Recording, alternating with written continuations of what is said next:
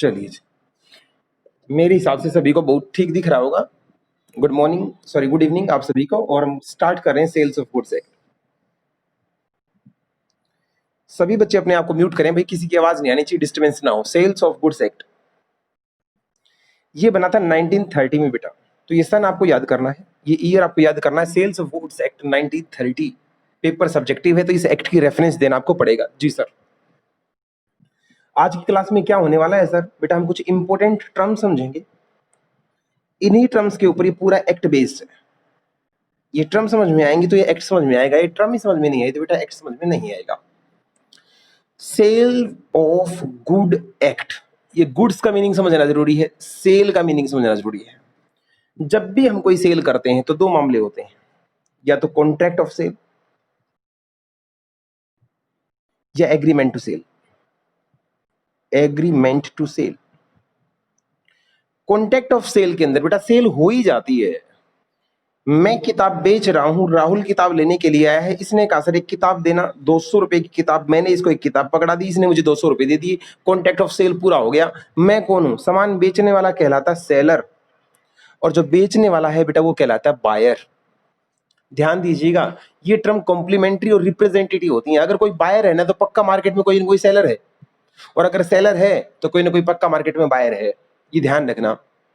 अरे बेटा अगर कोई दूल्हा है, अगर कोई दूल्हा है तो इनबिल्ट है क्या, कोई ना कोई दुल्हन तो होगी, तो कोई बायर है तो कोई सेलर भी होगा, और सेलर है तो कोई ना कोई बायर भी होगा। सामान बेचने वाले या बेचने वाले की इच्छा रखने वाले को सेलर बोलते हैं, सामान खरीदने वाले या खरीदने वाले की इच्छा रखने वाले को बायर बोला जाता है, और जो बेचा खरीदा जा रहा है उसको गुड्स बोलते हैं, उसको गुड्स बोलते हैं। यहाँ पे तीन चीजें क्लियर करनी जरूरी है। सेलर कौन? हु सेल और एग्री टू सेल। बायर कौन? हु बाई और एग्री टू बाई। क्या बाई सेल हो रहा है? गुड्स। क्या बाई सेल हो रहा है? गुड्स। और ये तो आपको पता ही होगा बेटा, प्लस वन प्लस टू से ही एग्री, डबल एंट्री सिस्टम है। अगर जो एक की सेल हो दूसरे की परचेज है, अगर मेरी कोई सेल है तो आपकी क्या है? परचेज, और आपकी परचेज तो मेरी क्या है? सेल। जी सर, ये कॉन्ट्रैक्ट ऑफ सेल है। ये किसके लिए होता है? अब आइए, पल बीमा कंपनी अब ज्वाइन किया है उसने। पल आप थोड़ा सा लेट आए, मैं फिर से आपको बता देता हूं, हमने अब तक कुछ नहीं किया। हमने लिखा है सेल ऑफ गुड्स एक्ट 1930, आपको याद करना था। पार्टी दो होती हैं यहाँ पे, एक पार्टी को नाम दिया जाता है सेलर, एक पार्टी को नाम दिया जाता है बायर। सेलर कौन होता है? हु सेल और एग्री टू सेल। बायर कौन होता है? हु बाई और एग्री टू बाई। सर क्या सेल कर रहे हैं और क्या बाय कर रहे हैं, इनके बीच में जो आदान प्रदान होता है वो गुड्स का होता है। बदले में सेलर को क्या मिलते हैं? पैसे मिलते हैं, मनी। तो मनी क्या होता है, गुड्स क्या होता है, सेलर कौन होता है, बायर कौन होता है, बिल क्या होता है, कॉन्ट्रैक्ट ऑफ सेल क्या होता है, गुड्स कितने प्रकार की होती है, डिलीवरी क्या होती है, प्रॉपर्टी क्या होती है, जनरल प्रॉपर्टी क्या होती है, स्पेशल प्रॉपर्टी क्या होती है, तमाम चीजें इस क्लास के अंदर हम समझने वाले हैं। बड़े शांति से आप समझते चले जाना। फिलहाल इतना आपको पता होना चाहिए, बेचने वाला सेलर, खरीदने वाला बायर, जो बेचा खरीदा जा रहा है उसको बोलते हैं गुड्स, और sales of goods act 1930। Okay ji sir. Sir सबसे पहले जो बेचा खरीदा जाएगा वो गुड्स है, तो हमें ये बता दो गुड्स एग्जैक्टली क्या होती हैं। तो मैं बोलने वाला बेटा, goods means movable property. Movable होनी चाहिए, मूवेबल, जिसको यहां से वहां मूव किया जा सके, और मूव करना उसका नेचर होना चाहिए। आजकल तो बेटा जैसे तुम जिद लगाओगे, घर भी मूव किए जा सकते हैं। घर डिसमेंटलिंग करके, जैक लगा के अंदर तक घुस के फिर मूव करते हैं, तो उसको वो उसका जो नेचर है वो इमूवेबल ही रहेगा, चाहे विज्ञान कितना भी आगे क्यों ना चलाए, तो वो जो कहलाएगा इमूवेबल प्रॉपर्टी। तो जैसे घर, प्लॉट, लैंड, बिल्डिंग की हम सेल परचेज करेंगे बेटा, ये कहलाते हैं इमूवेबल गुड्स। इस एक्ट के अंदर प्लीज इमूवेबल की बात मत करना, क्योंकि यहाँ गुड्स की डेफिनेशन ही क्या बोलती है, जो मूवेबल है वही गुड्स है, जो इमूवेबल है उसको हम गुड्स नहीं मानते। तो मैं पूरे एक्ट के अंदर मूवेबल प्रॉपर्टी की बात करूंगा, जैसे आपका स्टॉक है, शेयर है, बुक्स है, फर्नीचर है, जितनी भी चीजें आप मार्केट में रूटीन में लेते देते हैं वो मूवेबल प्रॉपर्टी होनी चाहिए। इंक्लूडिंग, इसमें और क्या क्या आएगा सर? इंक्लूडिंग जो ग्रास है, हमने हमारे गांव में अब घास लगवाई है। ग्रोइंग क्रॉप है, जो फसलें बेची जाती हैं। सर क्रॉप जो फसल होती है वो तो जमीन से जुड़ी हुई होती है बेटा, उनको काट के आसानी से बेचा जा सकता है। ग्रास है, ग्रोइंग क्रॉप्स हैं, शेयर्स एंड स्टॉक है। शेयर्स का लेन देन भी आजकल खूब अच्छी तरीके से चलता है। और जितनी भी चीजें जो जमीन से अटैच है, जितनी भी चीजें जमीन से अटैच हैं, बट जिनको सीवियर अलग कर लिया जाएगा, अलग कर लिया जाएगा under the contract of sale, under the contract of sale. मेरे खेत में टमाटर लगे हुए हैं, ये टमाटर मुझे राहुल को बेचने हैं, तो टमाटर तो तभी बेचूंगा ना जब उनको जमीन से निकाल लूंगा, पेड़ से तोड़ लूंगा। तो जो चीजें जमीन से जुड़ी हुई हैं बट उनको अलग कर लिया जाएगा, उनको काट लिया जाएगा और फिर बेचा जाएगा, वो भी गुड्स की डेफिनेशन में आती हैं। इट मीन सारे एग्रीकल्चर प्रोडक्ट जो भी जमीन से निकलते हैं, जमीन से जुड़े हुए होते हैं, जिनको काट के बाद में बेच दिया जाता है, वो भी मूवेबल प्रॉपर्टी के ही अंदर आएंगे। मोटा मोटा बोलूं तो land and building property, plot वगैरह को यहाँ से बाहर निकाल रखा है। सर और गुड्स की डेफिनेशन में क्या नहीं आता? मनी गुड्स की डेफिनेशन में नहीं आता। मनी के लेन देन की बात आप प्लीज प्लीज प्लीज यहां पर मत करना। सर और एक्शनेबल क्लेम, एक्शनेबल क्लेम ये भी गुड्स की डेफिनेशन में नहीं आते। सर ये होते क्या है बेटा? जो हमें हैं मिलेंगे या नहीं मिलेंगे ये डिपेंड करता है कोर्ट की जजमेंट पे, कोर्ट की जजमेंट पे। अरे मेरे पैसे ले गया कौन? राहुल, 30,000 रुपए या सामान ले गया राहुल। अब ये कौन है? मेरा डेटर है। अब ये पैसे देगा नहीं, इसने पैसे आनाकानी कर दी, मैंने इसके खिलाफ कोर्ट में केस कर दिया। अब ये कोर्ट में केस चल रहा है, मुझे पैसे मिलेंगे नहीं मिलेंगे डिपेंड करता है कोर्ट की जजमेंट के ऊपर। डिस्प्यूट जिस चीज के ऊपर आ जाता है और मामला जो कोर्ट के अंदर चला जाता है, अब कोर्ट में जाने के बाद फैसला कोर्ट के ऊपर डिपेंड होता है। ऐसे वर्ड, ऐसी चीजों को बोला जाता है एक्शनेबल क्लेम, जहां जजमेंट कोर्ट के ऊपर डिपेंड होती है। इसको भी गुड्स की डेफिनेशन में नहीं रखना है। सम अप करते हैं, गुड्स की डेफिनेशन क्या है? Goods mean every kind of movable property, every kind of movable property, specify कर दिया मूवेबल। अब इसके दो पार्ट कर दो, इंक्लूड में क्या क्या है और एक्सक्लूड में क्या क्या है। या मूवेबल बोल दिया तो समझ जानो क्या एक्सक्लूड, इमूवेबल यहां नहीं आएगी। Okay sir. एक्शनेबल क्लेम यहां नहीं आएंगे। Okay sir. मनी यहां पे नहीं आएगी। इन तीन चीजों को बाहर निकाल देना, यहां इनकी बात नहीं करेंगे, गुड्स की डेफिनेशन नहीं होती, इनका लेन देन यहां कवर नहीं होगा। सर फिर कहां कवर होगा? बेटा उनके लिए अपने सेपरेट एक्ट बना रखे हैं, वहां पे कवर हो जाएंगे। प्रॉपर्टी एक्ट के अंदर ये सारी इमूवेबल प्रॉपर्टी कवर हो जाएगी। डिस्प्यूट एक्ट के अंदर आपका जो डिस्प्यूटेड मामला एक्शन क्लेम है वो वहां पे जाके कवर हो जाएंगे। पमला के अंदर आपका मनी कवर हो जाएगा। पमला है prevention of money laundering act, वहां मनी की डेफिनेशन आपको दे रखी है। इंक्लूड गुड्स में आएगा क्या क्या? सारी चीजें जो भी मूवेबल हैं, इंक्लूडिंग ग्रास भी इसी के अंदर आता है। जी से ग्रास, जी से ग्रोइंग क्रॉप, जी से ग्रास, जी से ग्रोइंग क्रॉप्स। सर और क्या क्या आता है? वो एवरीथिंग, एवरीथिंग जो अटैच है किससे? लैंड से। जिसको severe, agree to be severe, जिसको या तो अलग कर लिया गया है या एग्री टू बी सीवियर, या जिसको अलग कर लिया जाएगा कब? बेचने से पहले, under the contract of sale, under the contract of sale, इसको बोला जाता है गुड्स। हालांकि डेफिनेशन में एग्जैक्टली आपको याद करवाऊंगा आगे, लेकिन आज समझा दिया कि गुड्स की डेफिनेशन में बेटा ये होता है। सेलर की डेफिनेशन मैं आपको बता चुका हूं, ए पर्सन हु सेल और एग्री टू सेल। और बायर की डेफिनेशन भी बेटा मैं आपको बता चुका हूं, ए पर्सन हु बाई और एग्री टू बाई। अच्छा सर जी। सर एक होता है सेल, बिल्कुल होता है, और एक होता है सर एग्रीमेंट टू सेल। इन दोनों में फर्क बताओ सर क्या होता है? जहां पे ओनरशिप तुरंत ट्रांसफर हो जाती है, तुरंत, इमीडिएटली, इमीडिएटली। राहुल ने मेरे से बुक मांगी, मैंने पैसे पकड़ लिए, तुरंत बुक इसकी होगी, पैसे मेरे हो गए। जहां ओनरशिप तुरंत ट्रांसफर हो जाती है उसको सेल बोला जाता है। सर फिर ये क्या है? जहां किसी फ्यूचर की डेट पे, पहली बात तो ये वर्ड लिखा मैंने फ्यूचर, फ्यूचर की डेट पे कोई कंडीशन पूरी होगी, उस कंडीशन के पूरे होने के बाद ही आप उस चीज के मालिक बन पाओगे। ऐसी चीजों को बोला जाता है बेटा एग्रीमेंट टू सेल। ऐसी चीजों को बोला जाता है agreement to sell. For example, मैं इस साल गेहूं की खेती करूंगा। अरे आप मेरे पास आए, आपने कहा सर गेहूं चाहिए, मैंने कहा जी बो रखे हैं, जितने निकलेंगे वो सारे आपके। अब तक तो गेहूं जो खेत से निकले भी नहीं है, जब वो खेत से निकलेंगे, उगेंगे, कंडीशन पूरी होंगी, आप मुझे पैसे देंगे तो बात बनेगी। हाँ, सेल करने का कॉन्ट्रैक्ट, एग्रीमेंट आज ही हो चुका है, लेकिन ओनरशिप कब मिलेगी आपको? जब वो गेहूं पैदा हो जाएंगे और आपको मिल जाएंगे। सर एक बात बताओ, जो गुड्स आज है ही नहीं, क्या उनका कॉन्ट्रैक्ट हो सकता है? जो गुड्स आज है ही नहीं, क्या उनका कॉन्ट्रैक्ट किया जा सकता है? बिल्कुल किया जा सकता है। इट मीन्स गुड्स के यहाँ पे टाइप बनेंगे पक्का। और ये गुड्स के टाइप मोस्ट इंपॉर्टेंट है बेटा आपके एग्जाम के लिए, मोस्ट इंपॉर्टेंट है। गुड्स का मामला क्या, कैटेगरी वाइज गुड्स किस टाइप की हैं? कैटेगरी वाइज गुड्स को 3 भागों में बांट देना बेटा। एक गुड्स एग्जिस्टिंग गुड्स, जो भाई साहब रेडी हैं, जो कॉन्ट्रैक्ट के टाइम पे एग्जिस्ट करती हैं।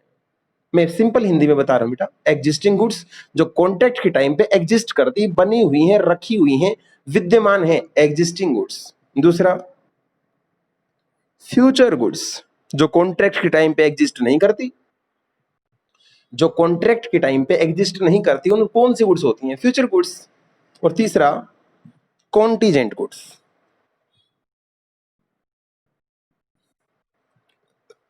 मितेश का एक छोटा सा मैसेज आया, सर अगर हम बाइक ईएमआई पे लेके आ जाते हैं तो सेल है, एग्रीमेंट टू सेल है? बेटा कंफर्म एग्रीमेंट टू सेल होता है, एग्रीमेंट टू सेल होता है जब तक आप लास्ट इंस्टॉलमेंट पूरी नहीं कर देते। तो जो बाइक की आरसी होती है ना बेटा, आरसी, जो व्हीकल आपने लोन ले रखा हो, उस आरसी पे देखना, जो व्हीकल का रजिस्ट्रेशन सर्टिफिकेट होता है उस पे लिखा होता है हाइपोथेकेटेड विद बैंक।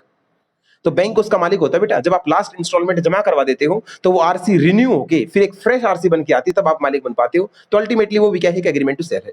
चलिएगा, गुड्स 3 टाइप की होती है, हम सिखा रहे हैं, हम कर रहे हैं सेल्स ऑफ गुड्स एक्ट। सबसे इंपॉर्टेंट पार्ट, गुड्स 3 कैटेगरी में डिवाइडेड है। एग्जिस्टिंग गुड्स जो कॉन्ट्रैक्ट के टाइम पे रेडी है, फ्यूचर गुड्स जो है ही नहीं, जिनको फ्यूचर में बनाया जाएगा, हालांकि कॉन्ट्रैक्ट तो कर लिया। जैसे मैंने अभी बोला था, इस साल जितना भी गेहूं उगाऊंगा सारा तुम्हें बेच दूंगा, ये एग्रीमेंट तो आज हो लिया, लेकिन गेहूं तो फ्यूचर में आएंगे। जी सर, आप मेरे पास आए, आपने कहा जी बाइक, जैसे मैं बाइक बनाता हूं, आपने कहा सर एक बाइक बना दो, मैंने कहा जी रॉ मटेरियल आएगा, बना देते हैं, क्या दिक्कत है? इसका मतलब वो एग्जिस्ट नहीं करता, उसको फ्यूचर में बनाना है। जो कॉन्ट्रैक्ट के टाइम पे एग्जिस्ट नहीं करती, जिसको टू बी प्रोड्यूस्ड, जिसको अभी बनाना, टू बी मैन्युफैक्चर, जिसको अभी बनाना बाकी है, उसको बोला जाता है फ्यूचर गुड्स। सर तीसरा कौन सा? कॉन्टीजेंट। सर एक बात बताओ, कॉन्टीजेंट भी तो फ्यूचर ही है। मैं कह सकता हूं कॉन्टीजेंट फ्यूचर का एक पार्ट है। सर नहीं समझ में आया, थोड़ा सा डिटेल खुल के बताओ। फ्यूचर गुड्स के अंदर यहां पे सर्टेनिटी होती है। मैं हर साल आलू उगाता हूं, हर साल गेहूं उगाता हूं, इस साल भी उगाऊंगा, बीज भी डाल रखा है, जो आएंगे पक्का आपको बेचूंगा। लेकिन एक बात बताना, मैं आपसे पूछता हूं, जैसे मेरे पास कोई बच्चा आया, मान लो मेरी रेडीमेड गारमेंट्स की दुकान है, मेरी रेडीमेड गारमेंट्स की दुकान है, कोई बच्चा मेरे पास आता है और कहता है सर मेरे को ये डिजाइन चाहिए, मेरे को ये डिजाइन की ड्रेस चाहिए, ये मेरी दुकान पे आता है। वो मेरी दुकान पे उस टाइम पे अवेलेबल नहीं थी, तो मैंने कहा भाई दिल्ली में इसका एक कारीगर तो देखो बैठता है, अगर वो कारीगर हाँ भर देगा, अगर वो बंदा ड्रेस बना देगा तो ही मैं आपको दे पाऊंगा, पक्का नहीं कहता। अब मेरा सारा कॉन्टेक्ट डिपेंड हो गया इस कारीगर के ऊपर। अगर ये हाँ करेगा तो तुझे ड्रेस दूंगा, अगर ये नहीं कर देगा तो देखो मैं ड्रेस नहीं दे सकता। इट मींस जब मेरा सेल या एग्रीमेंट टू सेल डिपेंड हो जाता है किसी थर्ड पर्सन के ऊपर या किसी थर्ड इवेंट के ऊपर, उसको बोला जाता है कॉन्टीजेंट कॉन्ट्रैक्ट। हालांकि ये फ्यूचर का एक पार्ट है, चीज यहाँ भी एग्जिस्ट नहीं करती, लेकिन यहाँ पे एग्जिस्ट करना ना करना किसी थर्ड पर्सन या थर्ड इवेंट के ऊपर डिपेंड हो जाता है। ऐसी चीजों को बोला जाता है contingent contract, contingent goods. Goods के फटाफट 3 टाइप बताओ बेटा, कौन से? जो कॉन्ट्रैक्ट के टाइम पे एग्जिस्ट करती हैं, जो कॉन्ट्रैक्ट के टाइम पे एग्जिस्ट करती हैं एग्जिस्टिंग, जो कॉन्ट्रैक्ट के टाइम पे एग्जिस्ट नहीं करती, जिनको फ्यूचर में बनाया जाएगा, वो फ्यूचर गुड्स। और जिनका बनाना ना बनाना, जिनका मिलना ना मिलना किसी थर्ड पर्सन या किसी थर्ड कंडीशन या किसी थर्ड इवेंट पे डिपेंड करता है, ऐसी चीजों को बोला जाता है कॉन्टीजेंट गुड्स। समझ में आया? चलेगा, धीरे धीरे धीरे धीरे धीरे आगे बढ़ते जाएंगे और आपकी जो फर्दर क्वेरीज आएंगी बेटा हम उसको रिजोल्व करते जाएंगे। अब एग्जिस्टिंग के पार्ट कर लो बेटा। जो एग्जिस्टिंग गुड्स हैं, जो एग्जिस्टिंग है, जो विद्यमान है, वो 3 टाइप की होती हैं। और ये सबसे खतरनाक डेफिनेशन मैं बता रहा हूं आपको, यहां सारे बच्चे लगभग उलझते रहते हैं, क्योंकि एग्जिस्टिंग के 3 पार्ट होंगे। एग्जिस्टिंग गुड्स 3 टाइप की होती हैं बेटा। एक होती हैं स्पेसिफिक गुड। बहुत सारे बच्चे अब ज्वाइन कर रहे हैं, बहुत सारे बच्चे अब ज्वाइन कर रहे हैं, तो उनको बेटा पीछे की बातें लिटरली अब समझ में नहीं आएंगी, क्योंकि वो थोड़ा सा लेट हो गए। लेकिन फिर भी जितना मैं बताऊं उसको समझना प्रयास करना। और ये रिकॉर्डिंग में तुरंत अपलोड करके आपके यूट्यूब पे डाल दूंगा, तो आप उसको दोबारा से देख सकते हैं, 3 बार देख सकते हैं, जो चीजें छूटी हैं, ताकि वो कवर हो जाएं। फिलहाल हम आगे चलते हैं, नहीं तो सारा करंट में सारा रिवाइज करा पाना नामुमकिन है। जो बच्चे अब जुड़े हैं उनको मैं बता दूं, गुड्स 3 टाइप की होती हैं। एग्जिस्टिंग गुड्स जो एग्जिस्ट करती हैं कॉन्ट्रैक्ट के टाइम पे, फ्यूचर गुड्स जिनको अभी बनाना बाकी है, और कॉन्टीजेंट राम भरोसे जो आ भी सकती हैं और जो नहीं आ सकती। तो मैं एग्जिस्टिंग गुड्स समझा रहा हूं, तो आप भी समझने का प्रयास करना जो बच्चे नए जुड़े हैं। एग्जिस्टिंग गुड्स 3 टाइप की होती हैं। Specific goods, ascertained goods, ascertained goods और अनएज सर्टेन गुड्स। देखो बेटा, मैंने एग्जिस्टिंग के भी 3 पार्ट कर दिए। एग्जिस्टिंग गुड्स के 3 part, specific goods, ascertain goods और अनएसर्टेन गुड्स। इनको एक बार समझना हमारे लिए बहुत बहुत बहुत ज्यादा जरूरी है।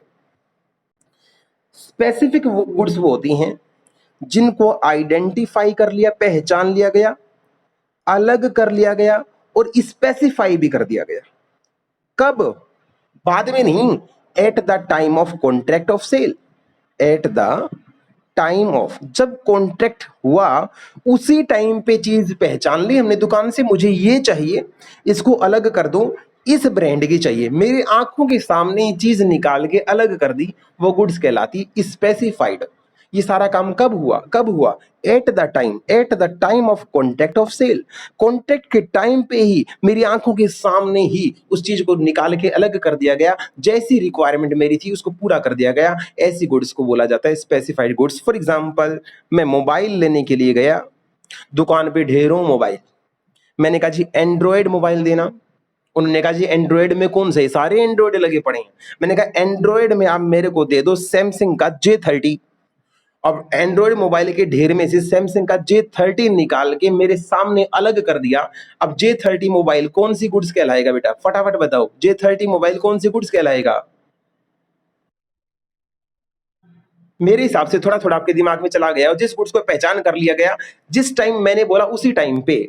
सर ये फिर ये क्या है? इसमें छोटा सा अंतर है बस, एज सर्टेन और अनएज सर्टेन में छोटा सा अंतर है। नॉर्मली यहां कॉन्ट्रैक्ट ऑफ सेल पहले होता है, मेरा कॉन्ट्रैक्ट ऑफ सेल हो जाता है तुरंत।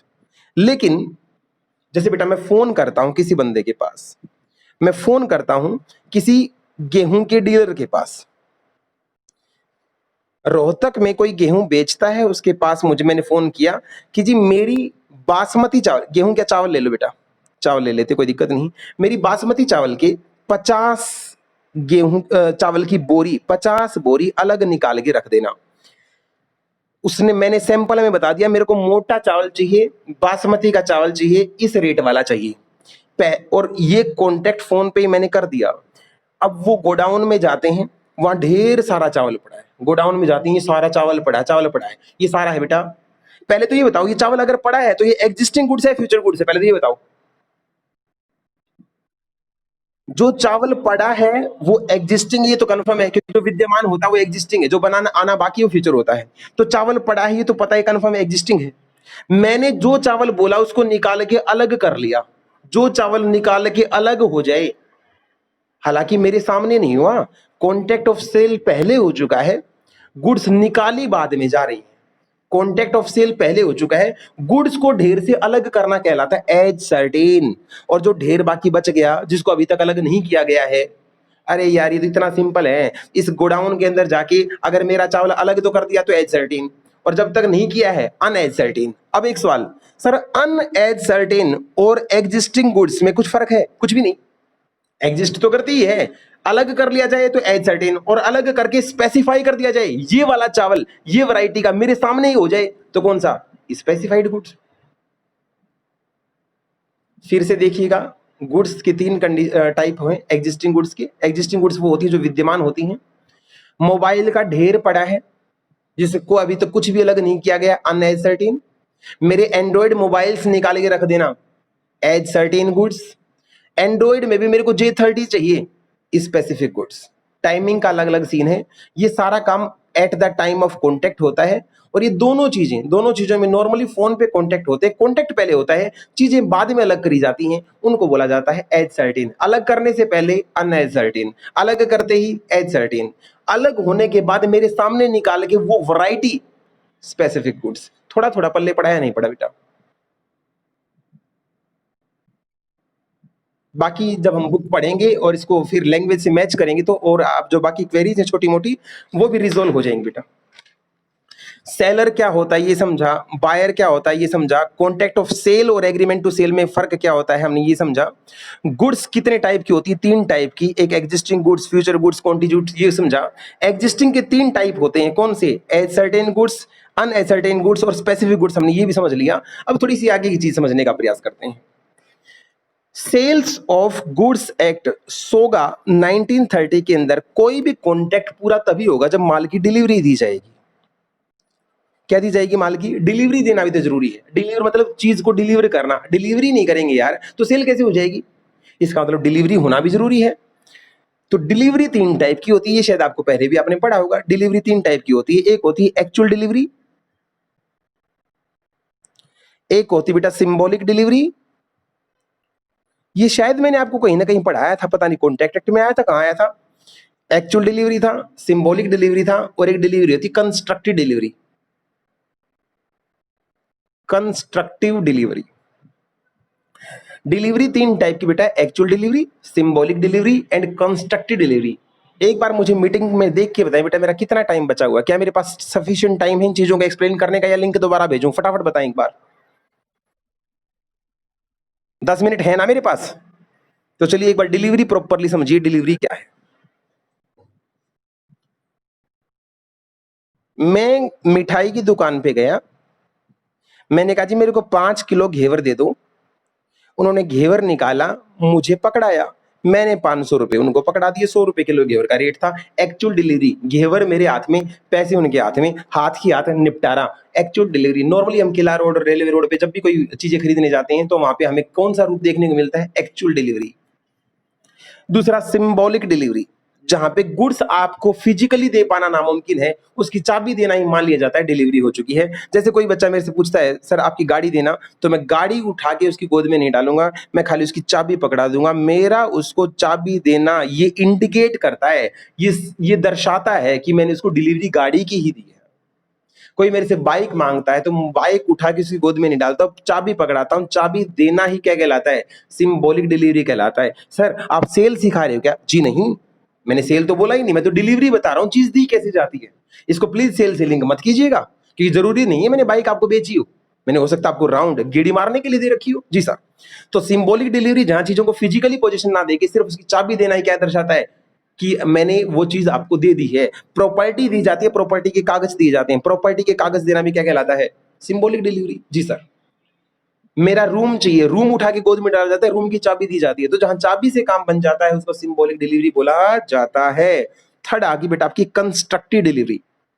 सर कंस्ट्रक्टिव डिलीवरी कौन सी होती है, खास बात सुन लो कंस्ट्रक्टिव की। जहां पे माल पहले था, माल बाद में भी वहीं पे रहेगा। इट मींस माल की लोकेशन चेंज नहीं होगी, लोकेशन चेंज नहीं होगी। जहां पहले रखा था बाद में भी वहीं रखा है, बट क्या हुआ, लोकेशन तो चेंज नहीं हुई लेकिन ओनर बदल गए, ओनर बदल गए। अब ये बात ध्यान सुन लो, जहां सामान पहले रखा था सामान बाद में वहीं रखा है, लेकिन मीन वाइल ओनर चेंज हो जाना, ऐसी डिलीवरी कहलाता है कंस्ट्रक्टिव डिलीवरी। सर कैसे, ये करके दिखाओ सर कैसे। मैं सेठ दया किशन के पास जाता हूं और दया किशन को बोलता हूं 50 चावल की बोरी मुझे चाहिए, 50 चावल की बोरी मुझे दे दो, ये पकड़ो बदले में पैसे, कितने भाई, 10,000 रुपए, लो जी 10,000 रुपए ले लो। अब सेठ दयाकिशन जी बोलते हैं हाँ जी चावल उठवा के आपके घर डाल दूं। मैंने कहा जी एक काम करना, चावल देखो मेरे हो चुके हैं।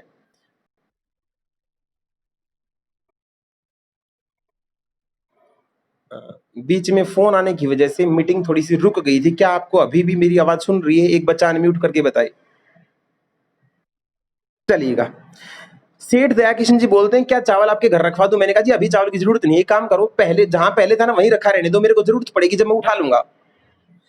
अब दया किशन जी गोडाउन वाले को फोन करते हैं, गोडाउन कौन है, गुरमीत। गोडाउन किसका है, गुरमीत का है। कि गुरमीत जी अपना जो चावल रखा है उसमें से 50 चावल की जो बोरी है ना वो वेद सोनी की हो गई, उनको संभाल के रखना। ओके जी। जहां चावल की बोरी पहले थी आज भी कहाँ है, वही है। किसके पास है, गुरमीत के पास ही है। लोकेशन चेंज हुई नहीं हुई, लेकिन मालिक बदल गई, पहले मालिक कौन था, दया किशन, अब मालिक कौन हो गया है, वेद सोनी।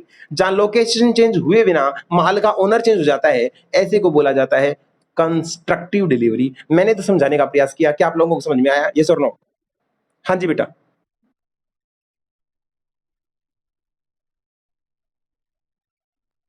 हाँ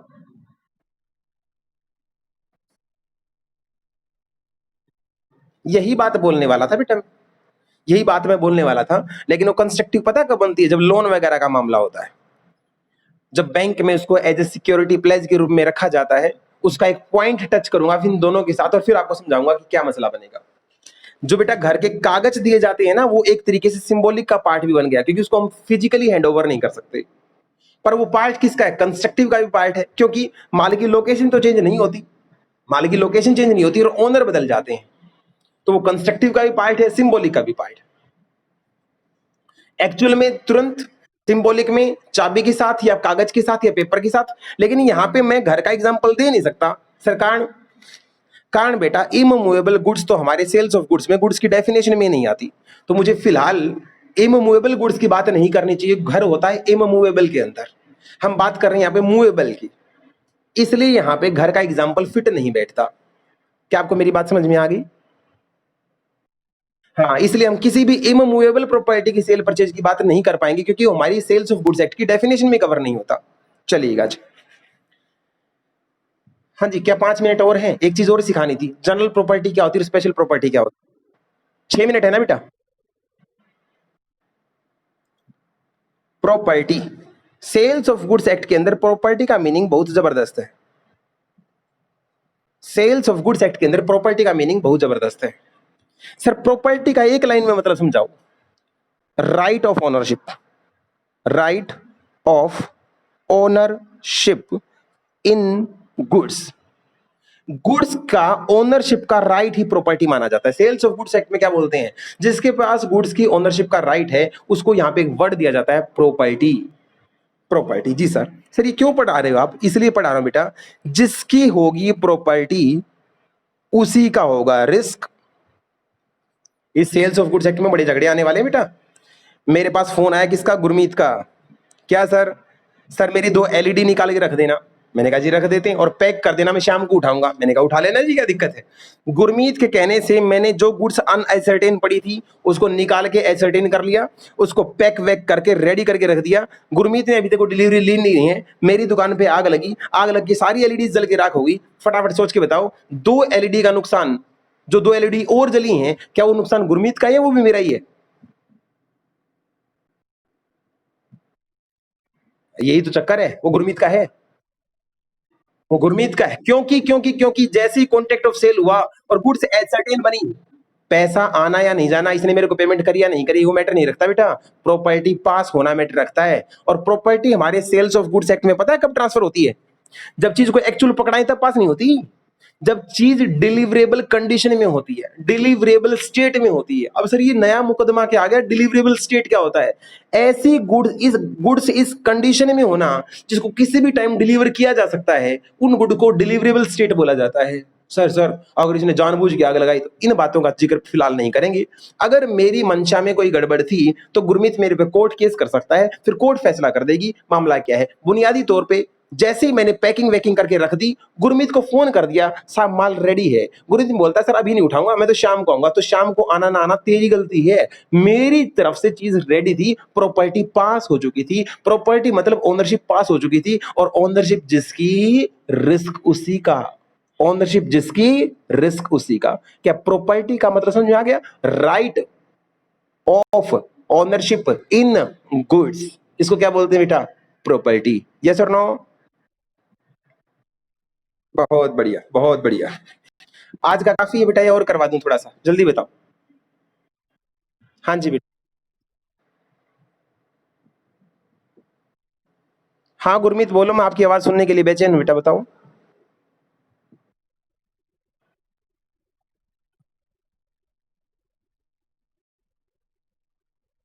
हाँ जी।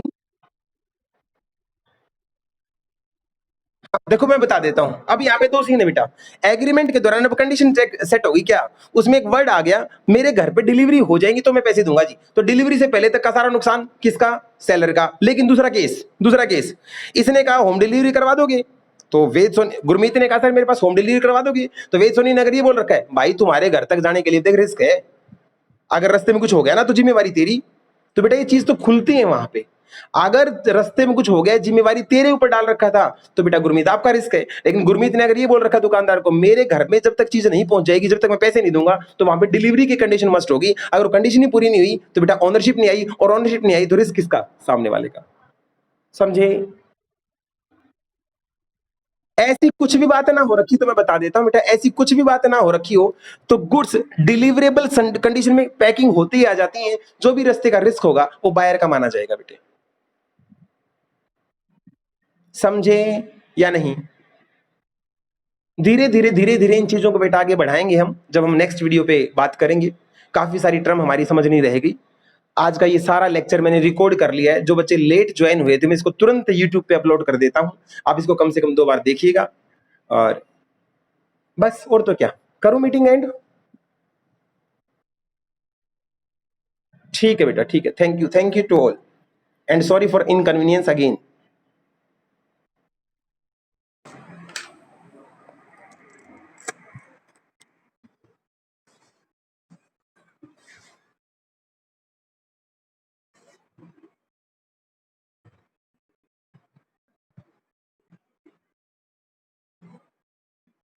गोपाल सारी रिकॉर्ड कर दे बेटा, अपलोड कर रहा हूँ। Sorry for inconvenience.